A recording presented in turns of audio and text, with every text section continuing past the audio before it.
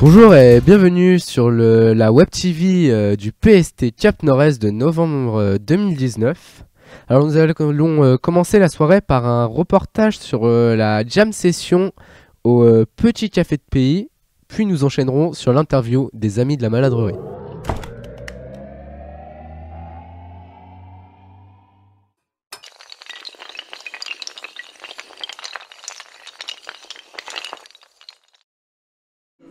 Alors je me suis encore retrouvé un vendredi soir à Saint-Germain-des-Anges au Petit Café de Pays. Donc il y avait quelque chose que je ne connaissais pas qui avait été organisé, qui s'appelle une jam session. Donc c'est l'ami Valmy d'Allegra Guitare et le PST et une poignée de musiciens habitants du territoire qui se sont réunis au Petit Café de Pays vendredi soir. Donc après une collation bien méritée pendant l'échauffement et les points de vue techniques de façon que tout le monde puisse voir les partitions sur un vidéoprojecteur faites. Cette joyeuse bande de musiciens s'est mis à faire de la musique entre eux toute la soirée.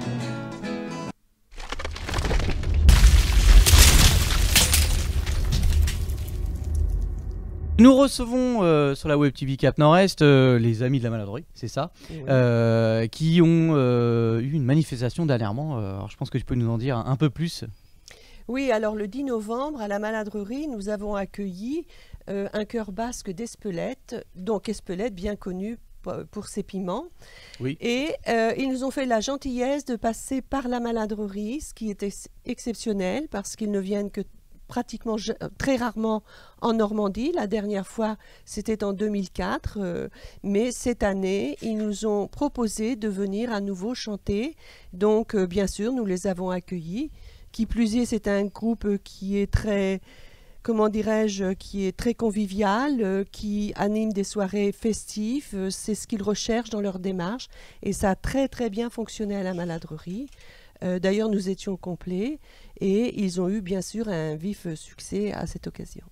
Oui, parce que moi j'ai été me rencarder un peu, j'ai été voir, donc c'est vrai qu'ils tournent un peu partout en France et Navarre en gros, et c'est assez puissant quand même sur les vidéos. Enfin, moi, les vidéos que j'ai pu voir d'eux, c'est assez puissant. Tout à fait. Voilà. Tout à fait. Alors la particularité, c'est que ce chœur d'homme est dirigé par une femme. Oui. Donc, par Olivia Ifaraguer, et j'étais ravie de voir que c'était une femme qui menait des hommes à la baguette. C'est souvent comme ça. C'était un peu ça dans la soirée, ce qui a été fort sympathique. D'accord, bon, très bien. Donc, on peut parler de notre prochain spectacle à la Maladrerie. J'allais y venir, un petit programme à mon avis, une petite programmation des Amis de la Maladrerie. Oui, donc moi je veux simplement vous dire que lors de nos projets 2019, ces projets étaient très importants parce que nous fêtions les 10 années de l'association, ce qui fait que nous avons enrichi notre calendrier au niveau des dates ainsi qu'au niveau des animations. Et au cours d'une conversation avec Louis Maison-Haute, il m'a proposé de créer un spectacle en parlant que de la maladrerie, donc le thème la maladrerie. Alors évidemment, connaissant bien le travail de Louis Maison-Haute, je lui ai dit bien sûr, et évidemment avec une carte blanche à cet effet.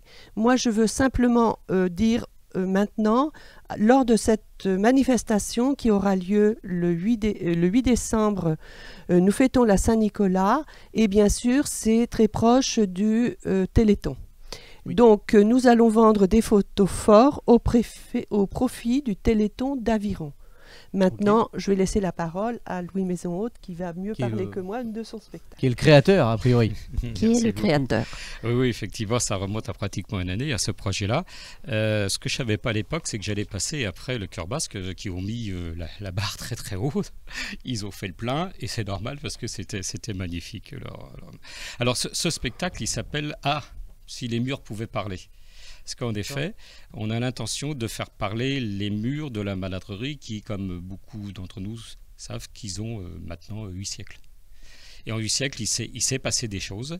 Et tous ces événements, on va essayer de vous les compter et de vous les chanter. Alors pour ce faire, j'ai fait appel à des acteurs qui sont tous issus d'associations de Gravigny. Donc on fait du local, pour faire du local. Et ça va se passer en une petite dizaine de tableaux. Donc c'est des successions de chants, de dialogues, de vidéos, et on va y aller étape par étape. La première étape, c'est une surprise, je ne vais pas vous la dévoiler, elle va simplement permettre de découvrir ces acteurs. Qui sont-ils? Donc avec une petite mise en scène. Et ensuite, nous attaquerons les actes successivement. Présentation de l'état de la France au niveau de la lèpre au début du XIIe siècle, Moyen-Âge. On fait un bilan. La lèpre, c'était un véritable fléau sanitaire et il fallait trouver des solutions, sachant qu'à l'époque, il n'y avait pas de solution scientifique. La médecine ne permettait pas de guérir. Mais comme la lèpre touchait tous les niveaux de la société, c'était pas que les misérables, hein, il y avait des bourgeois. Donc il a fallu effectivement trouver un système pour les isoler et essayer de leur donner une vie collective. Donc on va vous raconter ça, c'est-à-dire qu'il y a une décision qui est prise vers 1150 pour construire des bâtiments qu'on appelait léproserie ou maladrerie. Il y en a eu à peu près entre 1000 et 2000 en France. En tous les cas, il y en a une, c'est sûr, chez nous, la maladrerie Saint-Nicolas, à Gravigny, hein, rue du Carmel actuellement. Et cet endroit n'a pas été choisi par hasard parce qu'il fallait qu'il soit très près d'une grande ville, la ville d'Évreux. Et d'ailleurs, à l'époque, on donnait un ordre de grandeur dans les distances, c'était des tirs de flèches. Je crois qu'on était à 1 ou 2 tirs de flèches d'Évreux. Donc, on choisit cet endroit et on va construire cette maladrerie. La maladrerie étant construite, on va pouvoir accueillir des lépreux. Donc ça fera l'objet également d'un chant. Là j'emprunte, le premier c'était une composition, la deuxième c'est un arrangement d'un chant très connu qu'on va appeler la marche des lépreux. Donc vous verrez quand vous entendrez la mélodie, ça va vous dire quelque chose pour certains, pas pour tout le monde parce que c'est quand même quelque chose qui date des années 60. D'accord, voilà, oui. Voilà. Tous ceux qui l'ont chanté là sont décédés. Il y avait Richard Anthony, il y avait Johnny Hallyday et puis les créateurs qui eux sont américains sont également décédés. Voilà, donc les lépreux vont arriver à la maladrerie et ils vont vivre d'une certaine façon et on va raconter également la façon dont ils vivaient, donc ça fera l'objet également d'un troisième chant. Cette vocation de léproserie va durer un certain nombre d'années, de siècles même, mais dans les années, je crois, 1600, il me semble, ou 1680, je ne suis plus très sûr de la date, et il y a pratiquement plus de lépreux. Donc les choses ont évolué. Et il a fallu trouver une autre occupation de ces bâtiments. Et finalement, elle est devenue à la fois ferme et maison des pauvres. Il a fallu accueillir les pauvres, donc ça c'était bien réglé. Et dans cette fonction-là, finalement, tout n'était pas rose parce que déjà à l'époque, il y avait un mélange dans les pauvres et les occupants de la maladrerie de passage. Et c'était plus souvent du brigandage. Donc, au tel point qu'il a failli avoir la décision de fermer cet établissement parce que ça devenait invivable. Les cochers ne voulaient même plus s'arrêter devant ces établissements. Là, à l'époque, la route s'appelait, je crois, la route de Rouen, hein, il me semble. Enfin, c'était bien embêtant. Et la Révolution a finalement peut-être sauvé ces bâtiments parce qu'il n'était plus question de les raser. Ils ont trouvé une nouvelle vocation. Dans cette nouvelle vocation, eh bien, c'était devenu une ferme, et qu'une ferme, qui a été exploitée par différents exploitants agricoles. Et sous cette activité, ça durait jusque dans les années 1980, je crois. Là, les derniers fermiers, je crois que c'était la famille Glefloche, souhaitaient prendre leur retraite, oui. Et il a fallu donc vendre tous les bâtiments. C'est là qu'est intervenu Monsieur Champion, maire de l'époque, pour dire que ces bâtiments, il serait très bon de les sauvegarder pour en faire quelque chose de bien, parce que c'était une véritable mémoire de toute une époque, rappelons, 8 siècles. Et donc il s'est appuyé sur des gens très, très affûtés sur le sujet, et ça a pu aboutir effectivement au rachat par la mairie de cet ensemble qui a été classé monument historique. Donc ça, on va cette fois-ci pas vous le chanter, mais vous le racontez parce qu'on a la chance d'avoir avec nous Madame Françoise Perrin qui était donc très active à l'époque pour cette démarche, et nous l'avons interviewée et elle va nous raconter pendant à peu près 5 minutes tout ce qui s'est passé. Donc vous verrez un interview et également c'est illustré par des photos de l'époque. Voilà. Donc cette maladrerie finalement est sauvée, et il y a une dizaine d'années, une association s'est créée, l'association des Amis de la Maladrerie. Exactement.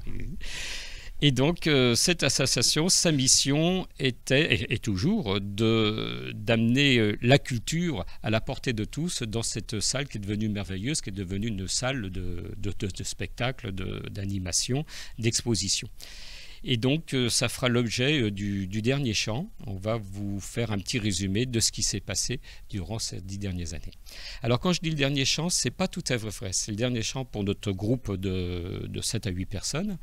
Donc, il y a des chanteurs, il y a un bassiste, un guitariste, un mandoliste, moi-même, il y a des chanteuses, et puis il y a également l'intervention d'une pianiste. Donc, comme je vous l'ai dit tout à l'heure, toutes issues d'associations de Gravigny, donc l'école de guitare de Valmy, l'école de musique de Vanessa, la chorale également. La chorale également, c'est elle qui clôturera le spectacle.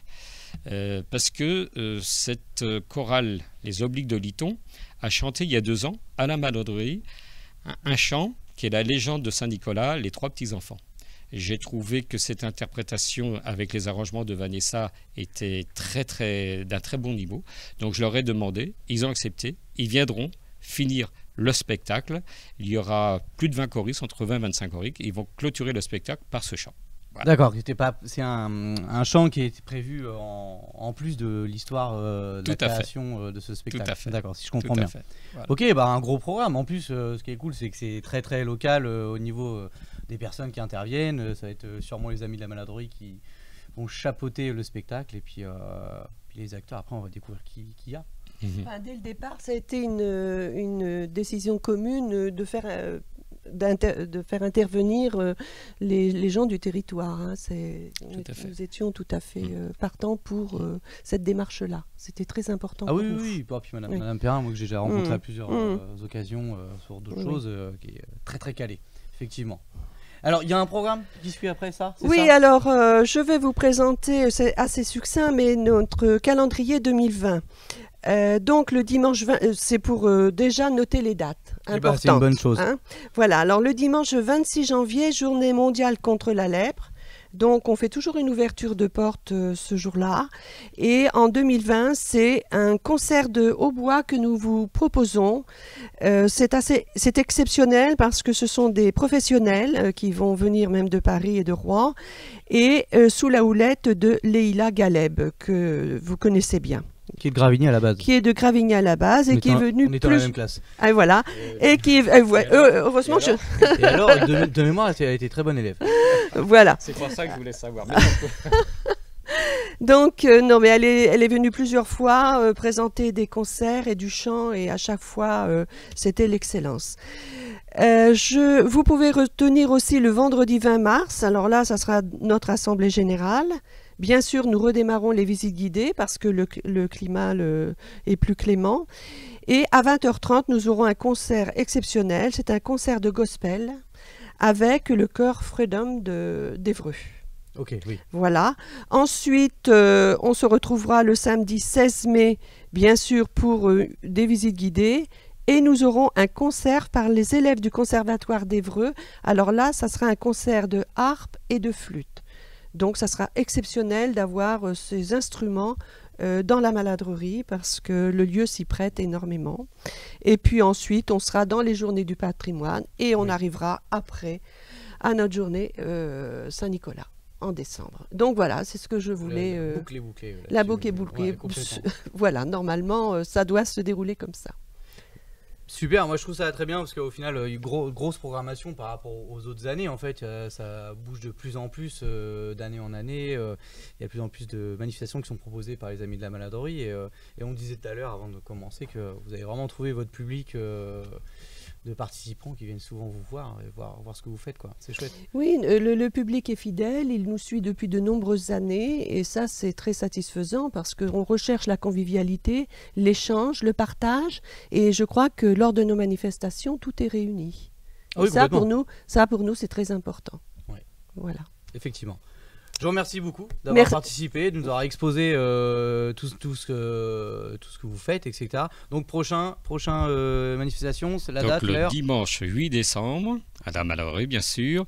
Accueil à partir de 14h30. Loupez pas l'accueil parce qu'il me semble qu'il y aura du vin chaud, il y aura des papillotes, des petits gâteaux. C'est important. Alors, voilà. C'est à quelle heure 14h30 c'est l'accueil. 14h30 Après, l'accueil. si on passe pas trop de temps au bar, enfin un bar disons au vin chaud, compliqué. Nous pensons démarrer le spectacle à 15h.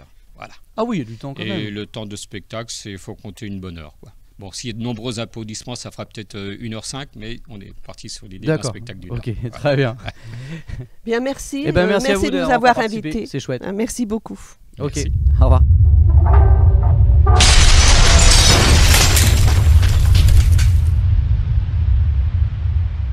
On est de retour avec Manu qui a 2-3 informations pour nous. On t'écoute. C'est ça, quelques infos du centre social intercommunal du Cap Nord-Est. D'accord. Donc, premièrement, une action qui va se dérouler au Petit Café de Pays à Saint-Germain-des-Angles.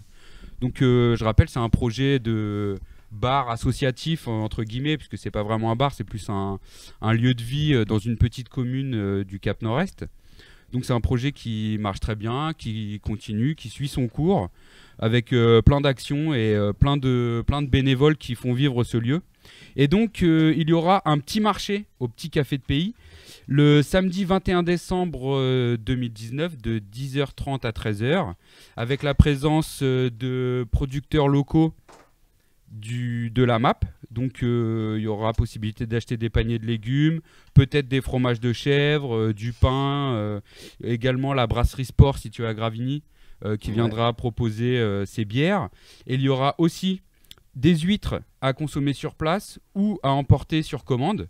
Donc le bon de commande, vous pouvez passer le retirer, donc je le montre. Il est ici, je ne sais pas si on le voit. Donc on pourra passer vous pouvez passer le retirer au centre social, donc à la Maison des Solidarités. Il est également disponible sur le Facebook du Cap Nord-Est ou directement au Petit Café de Pays. Vous commandez des huîtres et c'est des huîtres de qualité à un bon prix et vous pourrez les retirer le 21 décembre. Très bien. Ensuite, pour le Téléthon, également une collaboration entre Aviton, qui est une association qui se charge de l'organisation d'actions pour le Téléthon, qui est situé à Aviron, donc Aviton et le centre social du Cap Nord-Est. Donc la marche de l'espoir entre Gravigny et Aviron. Ça, c'est le 8 décembre. C'est départ 9h30, place de la mairie de Gravigny. Il y a un petit déjeuner à la salle des fêtes d'Aviron quand on arrive en haut. La participation est de 2 €, c'est symbolique, c'est pour le Téléthon. Si vous voulez plus d'informations, il faut contacter Didier ou venir au centre social. Donc voilà, venez nombreux, c'est sympa et puis c'est pour une bonne cause. Oui.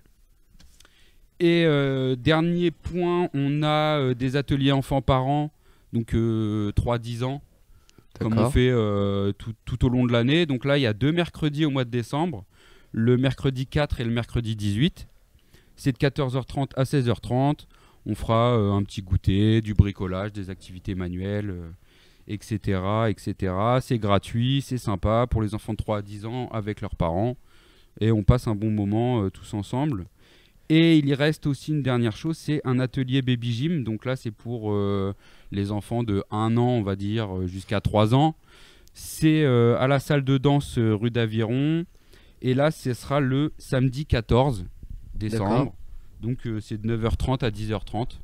Ok. C'est 3 € la séance. Vous vous inscrivez, vous passez au centre social. Donc je rappelle, toutes les informations, vous pouvez les retrouver sur le Facebook du Cap Nord-Est, donc PST Cap Nord-Est. Et si vous voulez, vous pouvez nous appeler ou passer directement nous rencontrer. Donc voilà pour ce qui concerne le centre social pour le mois de décembre. Eh bien, on te remercie Manu. Eh ben, c'est moi qui vous remercie. Te revoir une prochaine fois. Bah bien sûr, je suis là tout le temps. T'es même peut-être trop là.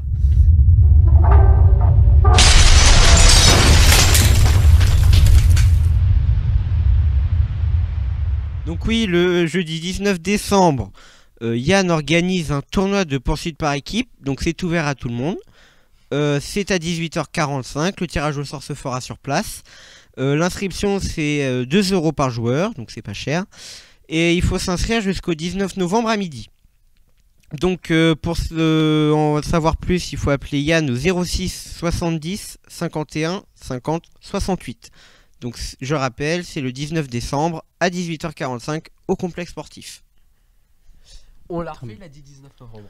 Mais non, j'ai dit 19 décembre. Non, il a fait les inscriptions. Inscription 19 novembre. 19 novembre. Allez, les gars, on a un peu de retard. Ouais, on reprend sur le point jeune. Vas-y. Voilà.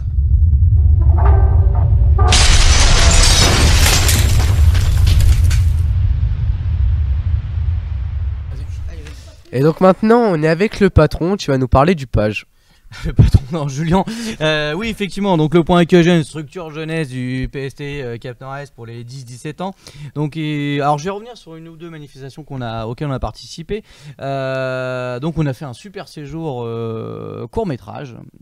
Donc, je suis d'accord, sur lesquels on a produit un court-métrage de qualité, on va dire. Donc Ouais. c'est un séjour qui s'est super bien passé. Donc on espère le refaire vraiment et avoir peut-être un plus grand groupe pour faire peut-être un film avec énormément de figurants. On a bien Voilà, mangé. on a bien mangé aussi, voilà. Effectivement. On a participé aussi, comment dire, à une manifestation qui s'appelait Prox Aventure avec la police nationale mercredi dernier. Voilà, donc où on a pu faire du laser game, du foot, de la boxe, des premiers secours, voilà, de l'escalade, un tas de choses en rapport aussi avec la police. Donc c'était vraiment sympa. Je tenais à saluer en fait cette manifestation-là, auquel on s'est franchement bien amusé, en fait, c'était vraiment cool. D'accord. Voilà. Et on voulait en venir aussi aux vacances scolaires. Ah bah. Effectivement, on est ouvert du 23 décembre au 3 janvier. Donc il y a déjà un programme assez bien établi. Voilà, donc on est un peu sur le thème de la neige, les sports d'hiver. On va essayer de faire du hockey, du curling. Voilà, on a aussi 2 sorties patinoires les deux mardis des 2 semaines en gros. D'accord. Voilà, 2 sorties luge les 2 vendredis des 2 semaines. Alors toutes ces sorties-là sont gratuites quand même. Faut le savoir. C'est ça qui est bien. Et C'est on bien. fait 2 repas aussi aux pages qui vont se passer à chaque fois les vendredis, je crois. Oui, c'est ça. Bon, c'est moi qui fais le planning en plus. Voilà, c'est chaud. Qui se passe aussi les vendredis. Donc, n'hésitez pas à venir au point jeune. C'est pas cher. Voilà, c'est 20 € l'adhésion à l'année. Le repas c'est 3 € et on est ouvert pendant les vacances de 8h30 le matin à 18h30 non-stop. Voilà. Bah nous on y est souvent, on n'est pas mort, donc allez-y au bout d'un moment. Merci, c'est cool. Et, ouais, bah merci Julien pour les Et infos. juste petite question, vous êtes ouvert ou pas les jours, genre le 25 ou le 1er? Les jours fériés, Ouais. non, on va être fermé. Bon. Mais effectivement, c'est une idée, c'est une bonne question à poser, mais on va peut-être laisser un peu les jeunes avec leur famille, c'est bien aussi. Oui, bah oui. Voilà, c'est pas les Ouais. nôtres à la base. Ah. Ok. Ouais. Bon, on va finir là-dessus. Bah merci Julien, puis on va terminer là-dessus. Ok, et ben on clôture ce journal Web TV Ouais, carrément, de novembre 2019. tout à fait. C'est parti. Merci à Lucien pour le montage. Merci Ouais. à Lucien pour le montage, Pour le voilà. film. À Florentin en technique. Oh oui. Bah, Qui a bossé sévère ce soir. Voilà. Non, il a fait des chargements et un peu de montage, c'était cool. Voilà. Voilà. Merci les gars. Bah, Voilà, de encore rien. de votre investissement problème. à tous. Voilà. C'est cool. Bisous. Bisous. bisous.